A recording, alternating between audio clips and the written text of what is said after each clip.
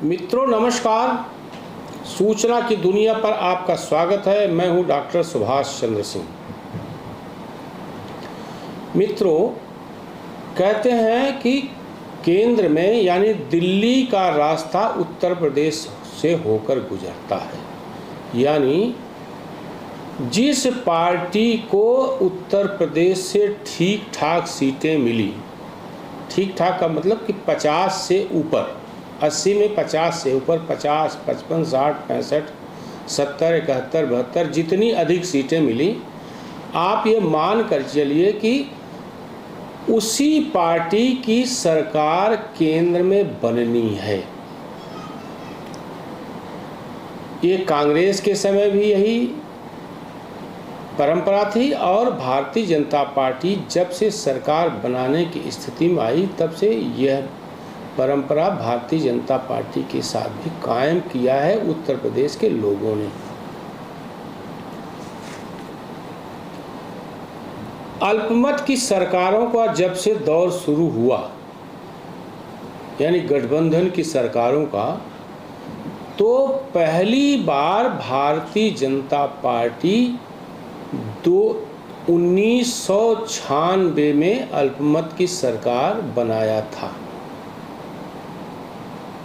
Bharatiya Janata party को 160 सीटें मिली थी, उसमें से 58 सीटें केवल उत्तर प्रदेश से मिली थी। 58 सीटें केवल उत्तर प्रदेश से मिली थी। मैं दोहरा रहा हूं, 160 या 162 में से।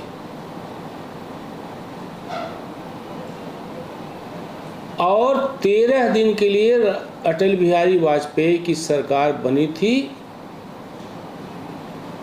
लेकिन वह सरकार 13 दिन तक चली। फिर जब चुनाव हुआ 98 में, तो फिर भारतीय जनता पार्टी को 61 सीटें मिली और उत्तर प्रदेश और भारतीय जनता पार्टी को राष्ट्रीय स्तर पर 182 सीटें मिली।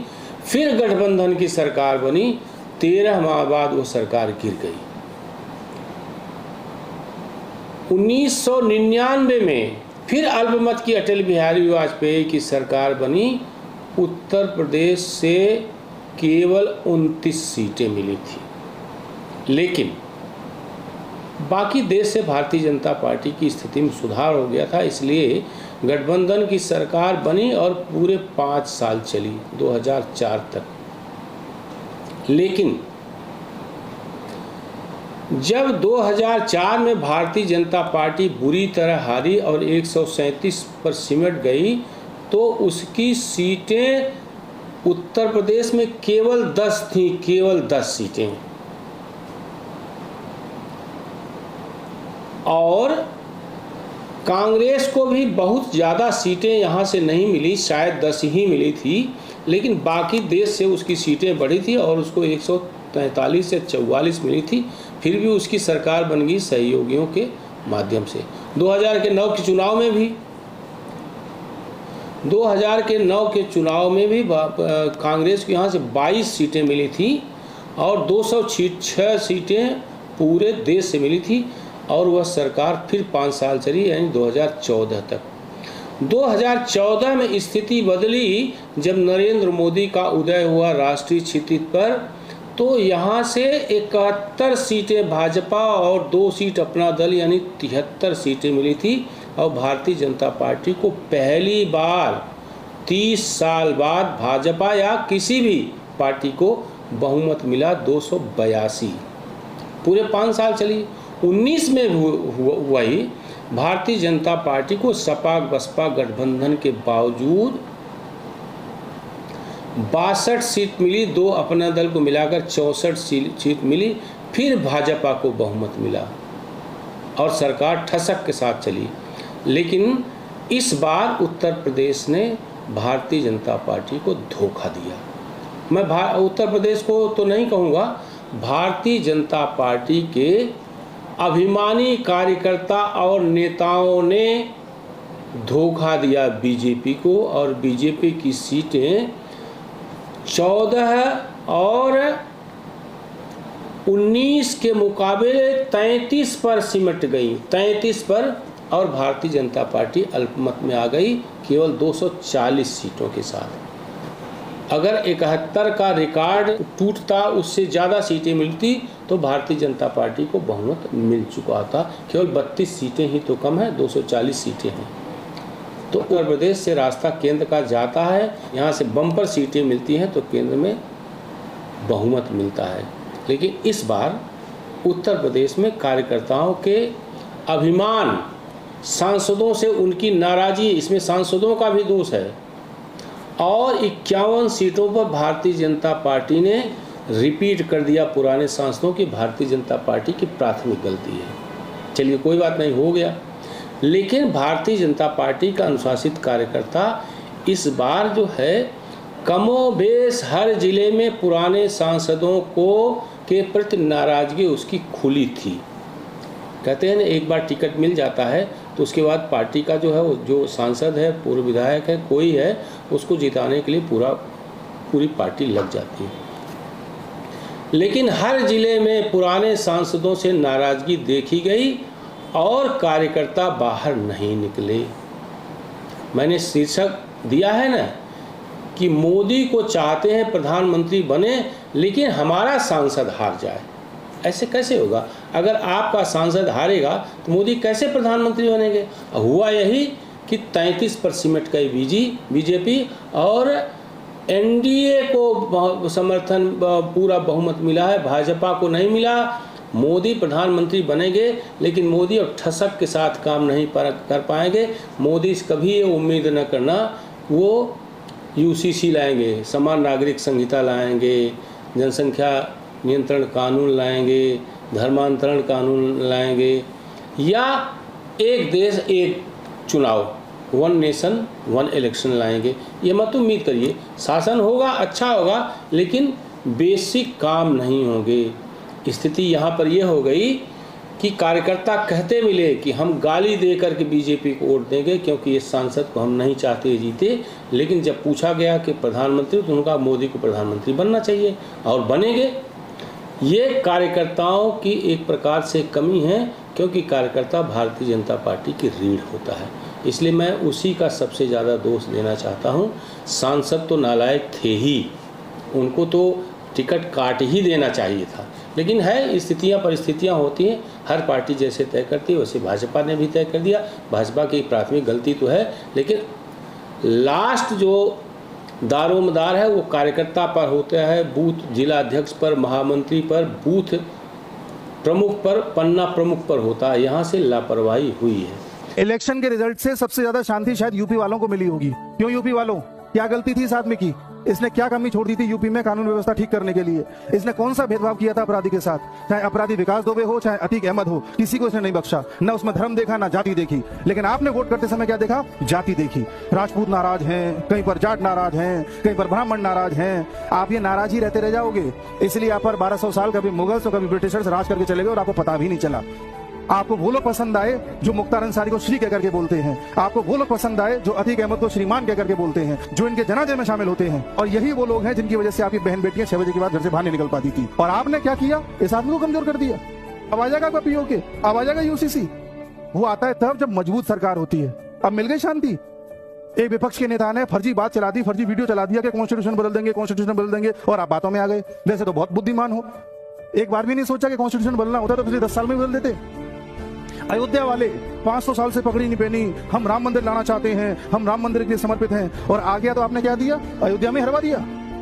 अयोध्या को एक आर्थिक गलियारा बनाया इन लोगों ने। उससे आप लोगों को ही फायदा होगा, आपकी आर्थिक स्थिति बहुत सुधर जाएगी पहले से। लेकिन आपके दिमाग में वो नहीं बैठेगा। आपके दिमाग में क्या बैठा है? जातिवाद। अब शायद आपकी आत्मा को संतुष्टि मिल जाएगी। और यही कारण है कि यूपी से आपको कभी रोजगार नहीं मिला। आपको कभी गुजरात जाना पड़ता है रोजगार के लिए, कभी महाराष्ट्र जाना पड़ता है। महाराष्ट्र में यूपी वालों के साथ क्या किया जाता है आपको भी पता है। लेकिन नहीं, कोई आदमी अगर आपके लिए कुछ कर रहा हो तो आपको पसंद नहीं आएगा। मैं पूरे चुनाव में मैं अमेठी गया, रायबरेली गया, जौनपुर गया, सुल्तानपुर गया, प्रतापगढ़ गया, बनारस गया, चंदौली गया, और इस अवध प्रांत में लखनऊ में तो मैं खैर रहता हूँ, यहाँ भी मैंने घूम घूम करके देखा। फिर मोहनलालगंज में गया, इधर जो है बहराइच में गया, गोंडा गया।